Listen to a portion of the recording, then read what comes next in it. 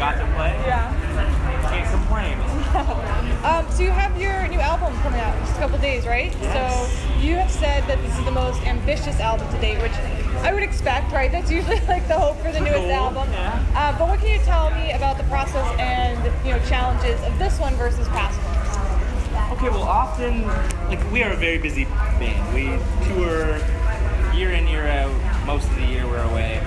So finding time to work on songs can be a challenge for us. This time around, we have a little more time, I guess, blocked off, and we're able to not only write all the songs, but then go in and fine-tune every part of every song, which is not something we normally get to do. Often it's, we have a good idea of what the songs are, we go into the studio and we record them. This time we kind of just went over it with a fine-tooth comb, every little part, before we even started tracking. So I think it came out really nice that way. Another thing that is maybe a little different this time around is we played around with our guitar tunings. We have a couple different tunings on the record, which stimulates you to write different parts. If you're tuned differently, you can't go to the same chord shapes you normally would. Puts you outside the box. Keeps you on your toes. Keeps on your toes. We've also talked about the challenge of making a career out of music, which any emerging artist knows, and that you've noticed a change, of course, in the time since you've formed. So can you talk a little more about that and how you stay so relevant and with the competition? Yeah, it's tricky. I mean, ultimately, we're making music that we want, and not paying too much attention to the trends, but staying, I think, so active and so out there on the road. We play with a lot of younger bands, and we end up hearing and seeing what they're up to and kind of incorporating that, even if it's not consciously. Right. It ends up influencing our music a little bit. I think if we just kind of traveled in the same sort of circles, playing with the same old bands, we might not have as much of that kind of outside influence to our growth. I think that has helped a lot, staying relevant, staying with the younger bands.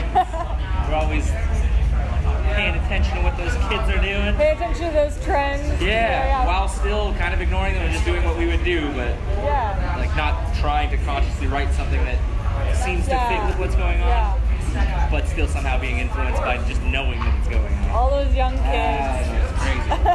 And kind of on a similar note, you talked about going to certain countries and experiencing cultures where you don't maybe have a ton of fans there, and they don't necessarily know who you are, but that you kind of love that. Yeah. Does it take you back to your roots a little bit, and do you kind of find that exciting to kind of be unknown a bit? Absolutely. I think a lot of bands like to tour where they are biggest and where it's most comfortable for them, but we've always enjoyed pushing ourselves and trying to go to as many different places as we can, whether or not there is a fan base there. We just like to try and see what happens. Yeah.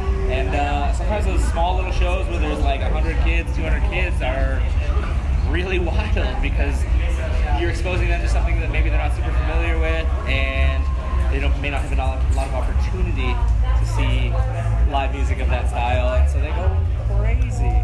It's wild to think about, right? It is. It that really is. exists like that. At this point, we have taken this band to 43 or 44 different countries. So it's not only nice for us to get to travel as part of our job and see the world, but to let them see what we're all about and try and turn them on to this wonderful scene that we're a part of. Have there been, and I'm sure there's a lot, but any standout moments that you can think of from maybe visiting one of those countries where... Yeah, I mean, we just played through South America, which has always been pretty good for us, but some of the countries, it's been a while since we've been back to. And it was nice to see that they were eagerly awaiting. Still there. Yeah. Even places like Canada, the States, Australia, Germany, where we are, they're maybe our best markets. We don't get the sort of treatment that we do in South America where you step off the plane and there are lots of fans with posters waiting for you at the airport.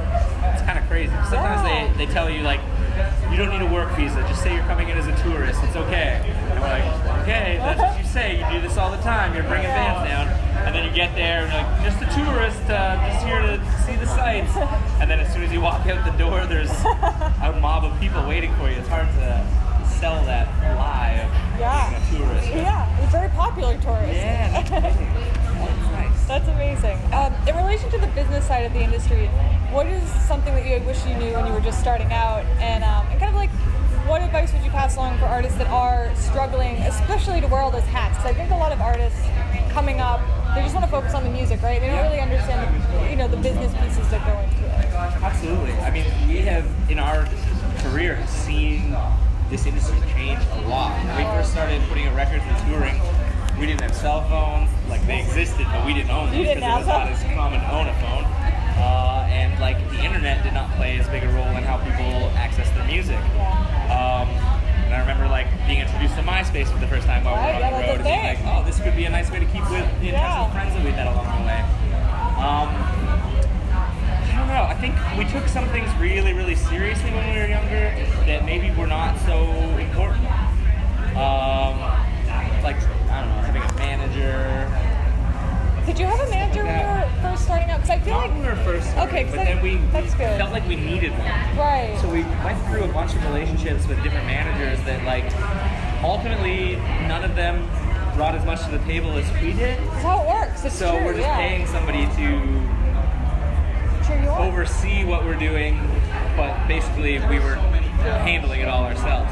So at this point, we now manage ourselves. Mostly our drummer is our manager, and he has a real good handle on what we need to do and what's going on out there in the world. So I think some of our most recent tours and records have been the best executed plans we ever had, because you're not trying to spread it out across too many people.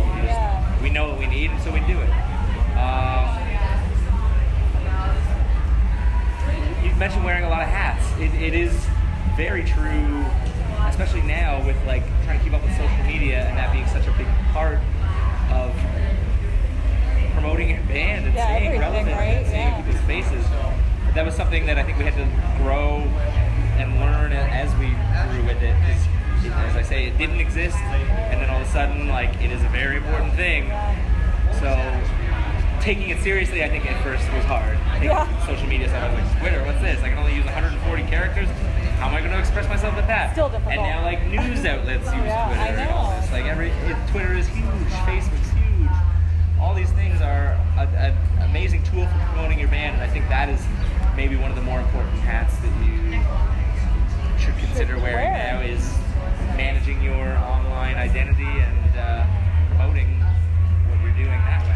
Well, kind of along those same lines, I know I'm referring to emerging bands. I also do. I own a PR company working with emerging bands, so like I'm dealing with us on a constant basis and trying to like drill these things into their heads.